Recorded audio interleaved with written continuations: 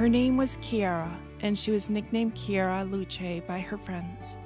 Chiara means clear, Luce means light, and for this reason, they nicknamed her Chiara Luce, meaning clear light. Chiara Badano was born on October 29, 1971, a miracle in her parents' eyes, as they had not been able to have children for 10 years and had always prayed for a child. Even as a little girl, she would write to the baby Jesus at Christmas, not to ask for toys, but for the intentions of other family members and friends. Although Chiara was very much loved, her parents were careful not to spoil her, always remembering that she was first God's child. In fact, this was how they would stop her tantrums, when she did have them, by reminding her that she had a Father in heaven who was watching her.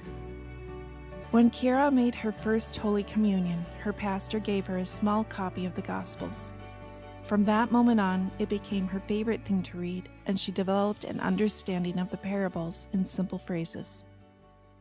At 8 years old, Chiara learned about the Focolare movement, which is founded on two principles: universal unity and developing an unconditional love for God.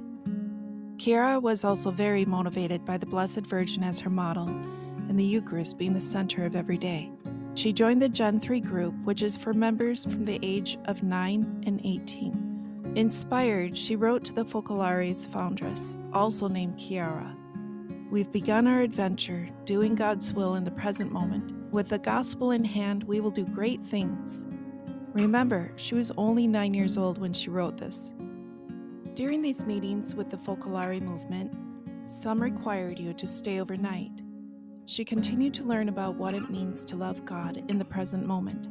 She wrote in her journal one day, "I got to the meeting and was a little tired and couldn't wait to go to sleep. But when I went to my room, there was no bed. I wanted to get angry, but understood that if everything had gone well, I wouldn't have had a chance to love Jesus. So I was happy." At another meeting, she wrote a resolution in her notebook: "I will love the people I don't like." A few years later, she again wrote to Chiara Lubeck, the foundress of the Focolare movement. In high school, things became a little harder. Chiara was still very much in love with our Lord, but like so many teenagers, she found it hard to live her Catholic faith without being influenced by the world. She was a good student, and most of the kids liked her. She was known to be trustworthy, a person you could talk to without judgment.